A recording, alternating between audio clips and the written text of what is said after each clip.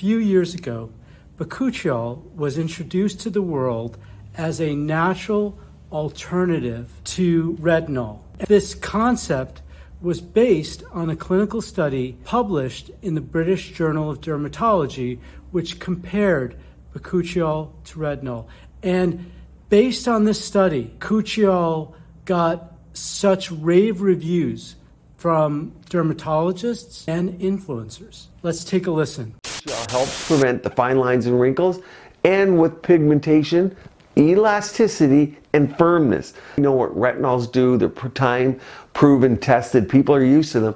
But what I like about it is it works through the same receptors that retinol uses. Does it do the same thing as retinol? It's thought to have a lot of the same clinical benefits. It's thought to work in a different way, but have kind of a similar endpoint, both on a cellular level and then clinically as well. There's now some decent quality data supporting its actions in the skin, in real people.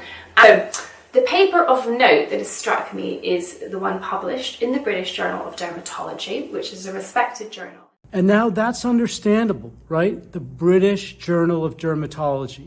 That's a reputable paper, right? If a clinical study was published in that paper, especially by seemingly independent academic researchers from University of Michigan, University of California at Sacramento, you'd believe it, right? Well, it turns out that this clinical study is a complete fake, a fraud. The clinicians who did the study knowingly cheated and deceived not just the reviewers at the British Journal of Dermatology, but the public at large.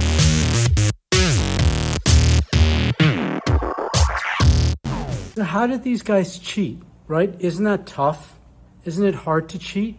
Well, no, it actually isn't. When the referee's not watching, you can cheat. And so the most common form of cheating in clinical studies is to change the definition of success after you see the results. And this is what the Bakuchiol guys did. When they first published the protocol in clinicaltrials.gov, they had a very poorly defined primary endpoint. They said they were going to assess wrinkle appearance and pigmentation, but they weren't very clear about what they meant. They left themselves lots of room for cheating. But they made one mistake. They indicated in the protocol that the way they were going to measure wrinkle appearance and pigmentation was that they were going to take photographs of the subjects before and after, and then they were going to get board-certified dermatologists to grade those photographs using a Likert scale. Now, did they do that? No, they did not. They conducted this study in the first half of 2017. Then, after the study was completed, they updated the protocol to say, no, we're not going to use these photographs evaluated by dermatologists. We're going to use imaging-based analysis. They don't explain why they did that, and they don't explain why they did that after the study was completed.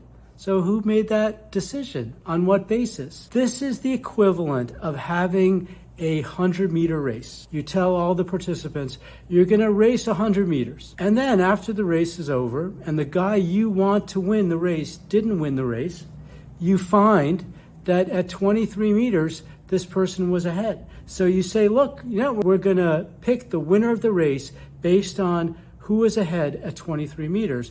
And lo and behold, it's your guy. So this is what the Bakuchiol guys did. They changed the definition of success. And they did it in a very deceptive manner. Now, it would be one thing to just change the definition, but they cherry-picked after moving the goal line. What do I mean by that? So they used an imaging software that is capable of producing 33 different images of wrinkle appearance and pigmentation. Now, those 33 measures, the Bakuchiol guys selected one measure of wrinkles and 2 measures of pigmentation. They didn't explain how those were selected, nor did they explain the results that they got on the other 30 measures. So what happened here? Well, I have a pretty good idea. The study was completed. They took the photographs. The dermatologists graded the photographs. They looked at it. They said, oh, these results aren't that great. Let's switch to something else. So they had the imaging-based analysis. And they had someone go through all the different measures, and they picked the 3 that showed equivalence, and that's again debatable, between retinol and Bakuchiol, right?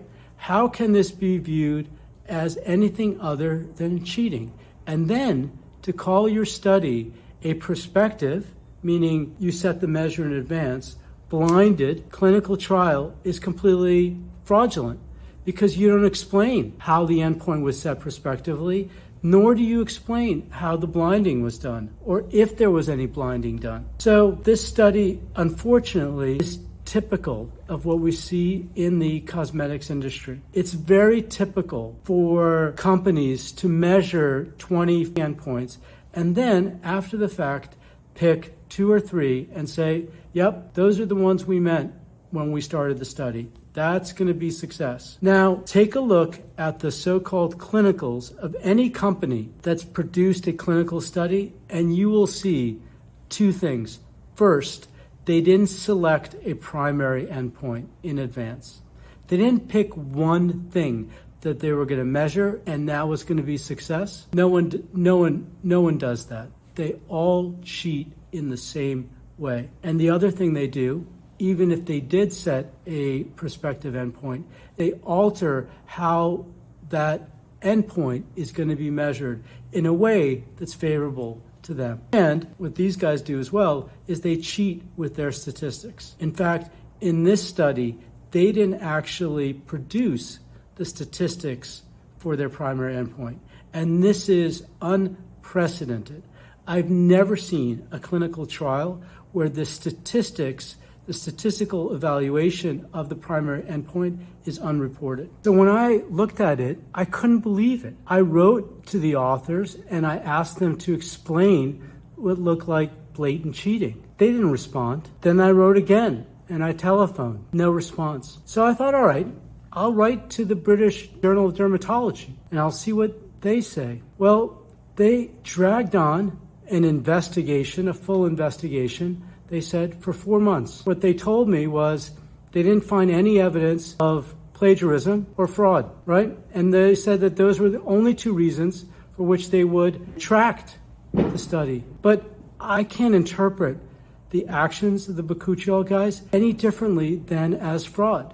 It's fraud. So then the British Journal of Dermatology invited me to write a letter to the editor. So I did. I spent lots of time preparing this letter, references, formatting in their format that they want. And within hours of submitting my letter to the editor, it was rejected. Stunning speed for the British Journal of Dermatology. And they wrote that the reason for the rejection was not that anything that I said was untrue. No, not that. It was just that too much time passed since the study was done and none of their readers would be interested, right? Remarkable that those are the standards for the British Journal of Dermatology. Shame on you. Well, they should care because this was an incredible win for Sytheon. Sytheon is the company that makes Bakuchiol, and they started supplying hundreds of companies with Bakuchiol to make new natural alternatives to retinol. And here's one more thing. I don't have as good evidence for this as I do for the cheating and deception, but I do believe that the Bakuchiol guys misled us about why they did the study. I mean, why do such a crappy study, right? The only way I can explain academics doing such a bad study is if their sole purpose was to make Bakuchiol look good. And for that to be a sole purpose, there had to be some financial incentive provided to them. Now, the Bakuchiol guys don't explain where the funding for the study came from. They make it seem like it came from the University of California at Sacramento, that the scientists at University of California at Sacramento were concerned about understanding whether Bakuchiol was in fact a natural alternative to retinol, and they ponied up the $100,000 that it would cost to get the study done. No, I don't think that's what happened. But they don't tell us what happened. And when I wrote to them and I asked, please explain the funding, they didn't write back. But they did make a critical mistake in publishing the manuscript. Usually, when a study is done, the people doing the study have to explain where they got their agent to be tested.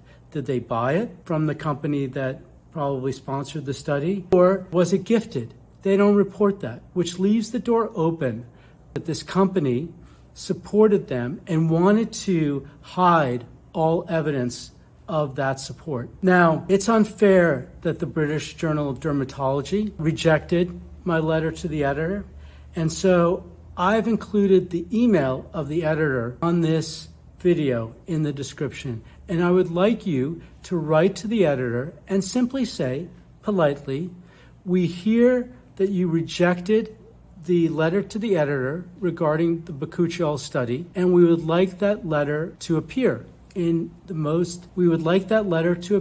as quickly as possible, right? Let's hold these people accountable. Let's stop taking this bull as real clinical science. Thank you. Look forward to seeing your comments. Take care. Bye-bye.